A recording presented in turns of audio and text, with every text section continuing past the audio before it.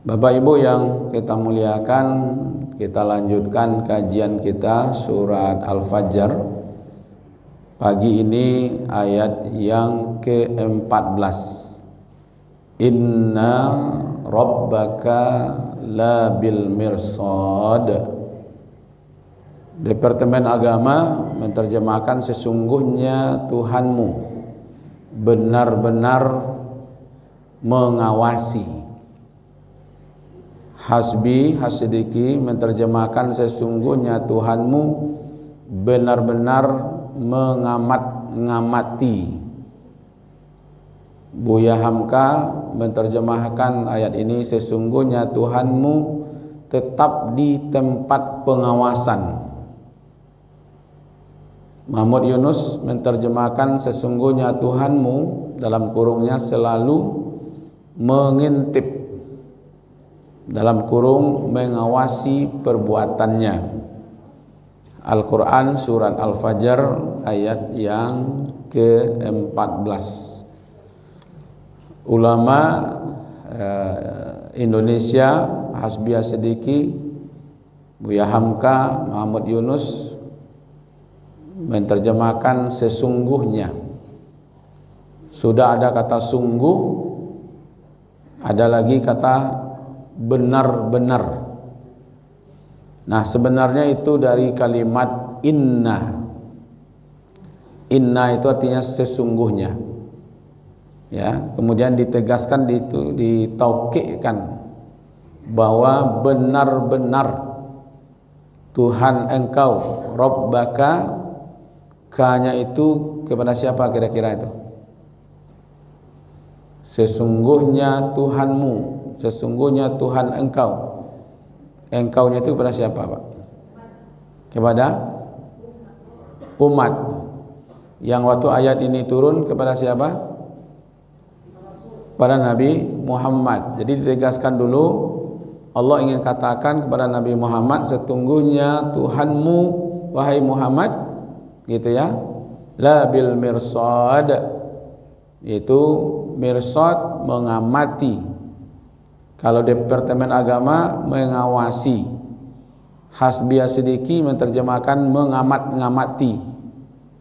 Buya Hamka dalam pengawasan, berarti mengawasi, ya kan? Mahmud Yunus menerjemahkan mengintip, ya kan? Jadi Allah itu selalu memantau, mengawasi, mengamati, mengintip seluruh apa yang dilakukan oleh manusia. Nah, kita ingatkan sedikit Bapak Ibu supaya nyambung. Dari awal kan bicara tentang sumpah, ya kan? Ada di situ 5 sumpah Allah dalam ayat-ayat sebelumnya. Pertama, Allah bersumpah demi fajar. Yang kedua, Allah bersumpah demi malam yang 10. Yang ketiga, Allah bersumpah demi genap, ya kan? Genap ini apa kemarin? Ciptaan Allah, ya kan? Ciptaan Allah itu berpasang-pasangan, laki-laki, perempuan, jantan, batino, langit itu langit dan bumi, ya kan? Laut, darat, gitu ya. Nah, itu semuanya berpasangan. Demi yang ganjil itu siapa? Ya kan? Allah waktu itu ya. Ya, jadi yang makhluk adalah genap, yang ganjil adalah Allah. Lalu bersumpah demi malam, ya kan? Walaili idza yasr, ya kan? Setelah itu ini untuk memperlihatkan, ya kan? Hal fi zalika qasamul hijr. Yang demikian itu ya, sumpah-sumpah yang ada ini untuk memperlihatkan kekuatan Allah, ya kan? Jadi dilihat dengan fajar, dilihat dengan malam, kekuatan malam yang 10, dilihat dengan genap dan ganjil, kemudian malam yang berjalan, itu di situ ada kekuasaan Allah. Berarti Allah ingin menanamkan kepada Nabi Muhammad dan untuk kita, ini kekuasaan saya, begitu ya. lihatlah di fajar itu, lihatlah di malam itu, kira-kira seperti itu. Kemudian Allah lanjutkan bercerita tentang kaum Ad, ya kan? Alam taro kaifa fa'ala rabbuka bi'ad. Bukankah, coba kamu perhatikan apa yang telah dilakukan oleh Tuhanmu yang maha berkuasa tadi, yang kekuatannya nampak di fajar, nampak di malam yang 10, nampak di genap dan ganjil, kekuatan nampak di setiap malam yang berjalan. Tuhanmu yang kuat itu telah menghancurkan kaum Ad, telah menghancurkan kaum Samud, telah menghancurkan Fir'aun. Yang ini, mereka ini, ya, kaum-kaum ini itu adalah kaum-kaum yang terbaik, kaum-kaum yang terkuat. Tidak ada lagi kaum yang lebih kuat daripada ini, kan begitu kata Allah kan. Nah, sekarang Allah ingin katakan dengan kekuatan yang hebat itu, dengan kekuasaan yang hebat itu, ya kan, dengan kekuasaan yang menghancurkan kaum-kaum yang telah terdahulu itu, ya kan, malahan itu kehancuran mereka itu azab, ya kan, fasaufa, kan gitu ya, ya rabbuka, ya kan, alaihim, Allah datangkan kepada mereka itu, ya kan, azab, ya kan, itu dengan kekuasaan. Nah, sekarang Allah ingin katakan kepada Nabi Muhammad bahwa inna rabbaka, sesungguhnya Tuhanmu. Tuhanmu itu Tuhan yang mana? Tuhan yang punya kekuasaan tadi diperlihatkan dengan fajar, diperlihatkan dengan malam yang 10, diperlihatkan dengan genap dan ganjil, diperlihatkan dengan malam yang berjalan. Tuhanmu yang menghancurkan kaum Ad, Tuhanmu yang menghancurkan kaum Samud, Tuhanmu yang menghancurkan Fir'aun. Tuhanmu itulah yang benar-benar sungguh-sungguh memantau, mengintip, mengawasi, apalagi mengamati apa yang mereka lakukan. Nah, mereka lakukan itu siapa kira-kira? Siapa yang diawasi? Siapa yang diintip? Siapa yang diamat-amati oleh Allah? Siapa? Orang yang ingin menghalangi dakwah Nabi Muhammad, musuh-musuh Islam itu, ya kan? Jadi mereka-mereka yang ingin menghancurkan engkau, siapa itu yang dihadapi oleh Nabi Muhammad ketika surat ini turun? Orang Quraisy, ya kan? Jadi Allah ingin katakan itu mereka-mereka itu saya pantau terus, saya amati terus, saya awasi terus perbuatan mereka, ya kan? Jadi apa yang mereka lakukan, ya kan? Gerak-gerik mereka itu, perilaku mereka, perbuatan mereka. Jangankan itu, apa yang terlintas dalam pikiran mereka saja sudah saya awasi. Kira-kira itu yang mau ditanamkan kepada Nabi Muhammad dalam menghadapi orang-orang kafir Quraisy. Dan itu juga yang ingin kita pelajari dari ayat ini, bahwa apapun yang dilakukan oleh manusia, inna rabbaka labil mirsad. Setiap gerak-gerik mereka, setiap perilaku, setiap perbuatan mereka, apa saja yang terlintas dari pikiran mereka, semuanya ada di dalam pengawasan Allah, ya kan? Maka itu kita diberi saja pilihan, ya kan? Semuanya diketahui oleh Allah. Mau taat silakan, mau tidak taat ya silakan juga. Cuman kan hidup ini diawasi, diamati, tentu ada maksudnya, ya kan? Akan dipertanggungjawabkan di sisi Allah. Berarti ada balasan. Maksud Allah ingin mengatakan mengawasi di sini, ya, apakah bentuknya mengamati, mengawasi, mengintip dengan kalimat benar-benar? Tentu bukan hanya mengintip saja, bukan hanya mencaliak saja, bukan mengawasi. Ada konsekuensinya, Apa yang mereka kerjakan itu semuanya akan dipertanggungjawabkan. Tentu ada balasan. Kalau buruk dikerjakannya, buruk balasannya. Kalau baik dikerjakannya, baik balasannya. Maka itu hidup itu pilihan. Mau berbuat baik silakan, mau berbuat buruk silakan, mau kafir silakan, mau mereka semuanya kafir ya Muhammad tidak ada apa-apa. Ya kan? Kalau mereka mau beriman ya silakan. Kalau beriman ini ya kan yang akan dia dapat kenikmatan dunia dan kenikmatan di akhirat. Kalau mereka kafir ya kan, maka ya mereka akan mengalami ya kan mulai dari dunia sampai, coba lihat di waktu mereka berbuat jahat, kaum Ad, kaum Samud, Fir'aun kami hancurkan ya kan. Yang selamat siapa? Kaum Nuh yang beriman tak selamat, kaum Hud yang beriman selamat, kaum Soleh yang beriman selamat ya kan, kaum Musa yang beriman selamat. Jadi dua itu yang ingin disampaikan ya kan. Di waktu manusia itu memilih jalan kekafiran, ini dia. Di waktu mereka memilih jalan iman, ini dia ya kan. Dan kedua-duanya kami teliti, kami awasi, kami amati ya kan, kami intip perbuatan mereka itu semuanya. Kami akan berikan balasan yang setimpal untuk perbuatan yang mereka lakukan. Yakinilah bahwa Allah wa'lamu annallaha ya'lamu ma fi anfusikum. Yakinkan bahwa Allah mengetahui apa yang ada dalam dirimu.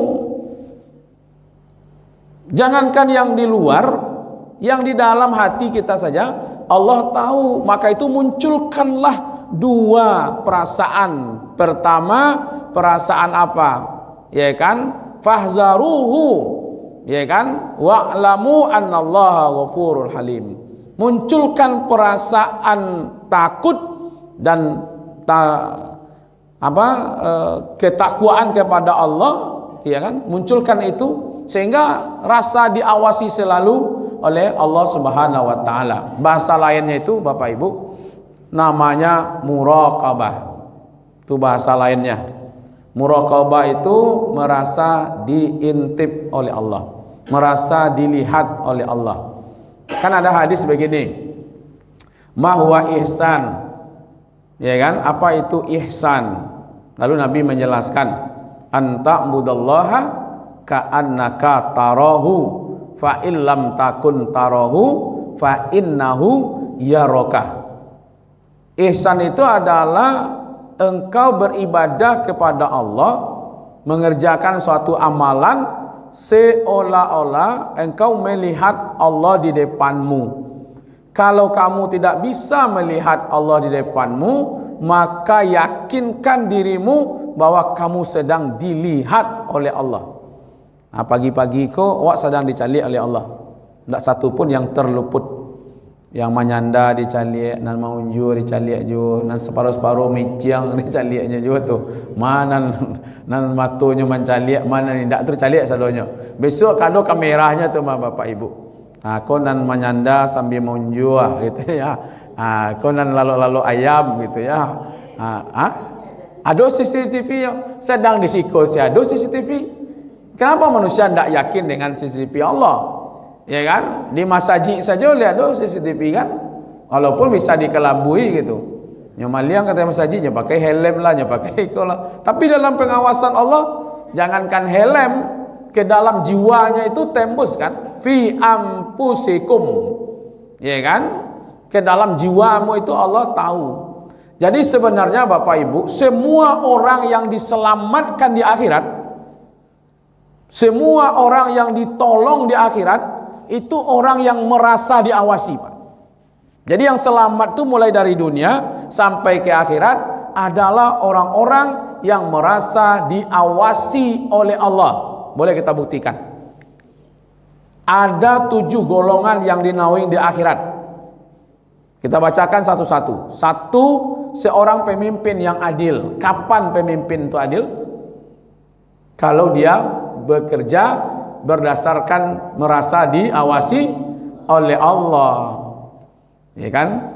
Yang kedua, seorang pemuda yang tumbuh dalam beribadah kepada Allah yang Maha Kuasa dan Agung. Anak muda yang tumbuh beribadah, tak mungkin dia akan beribadah, karena anak muda ini biasanya apa? Patenteng ke situ, ya kan? Hura-hara ke situ, kan itu anak-anak muda, ya kan? Sekarang dia muncul menjadi pemuda yang tumbuh beribadah karena dia yakin kepada Allah, seperti Ashabul Kahfi, ya kan? Yang ketiga, seorang pria yang hatinya melekat kepada masjid.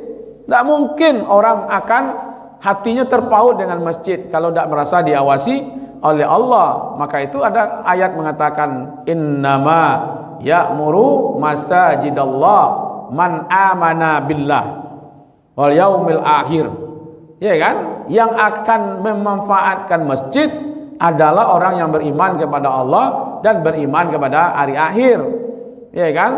Karena ke masjid itu dasarnya iman. Yang keempat, dua orang saling mencintai karena Allah, bertemunya karena Allah dan berpisah karena Allah. Semuanya berarti dia yakin ini pertemuan ini adalah karena Allah yang mempertemukan. Jadi cintanya bukan karena harta, bukan ada udang di balik bakwan, ya kan? Tidak ada keinginan-keinginan yang lain, tapi dia saling mencintai karena Allah. Dia mencintai saudaranya karena Allah. Kalaupun terjadi perpisahan, berpisahnya juga karena Allah. Bertemu karena Allah. Yang kelima, seorang yang diajak berzina oleh wanita cantik. Kalau padusi tidak cantik, bisa saja nyetolak kan? Tapi wanita cantik berposisi punya kedudukan pula lagi. Ya kan? Siapa kemarin yang dituntut 20 tahun itu siapa namanya? Siapa? Iya kan? Kan diawasi gitu ya, ada CCTV yang mengawasi. Ya udahlah ya. Jadi diajak berzina oleh wanita cantik, punya posisi tinggi, tapi dia menolak dengan mengatakan saya takut kepada Allah. Orang yang terhindar dari berzina itu karena takut kepada Allah. Kalau dia merasa diawasi oleh Allah. Ya kan? Yang keenam, seorang yang memberi amal dan menyembunyikan amalnya hingga tangan kirinya pun tidak tahu apa yang diberikan oleh tangan kanannya dalam beramal. Apa maksudnya itu? Begitu dia menjaga amalnya sendiri, tidak ada yang tahu, ya kan? Karena dia yakin yang tahu itu hanya Allah. Ada di situ rasa diawasi oleh Allah. Yang terakhir, seorang yang berzikir kepada Allah dalam kesendirian hingga meneteskan air mata.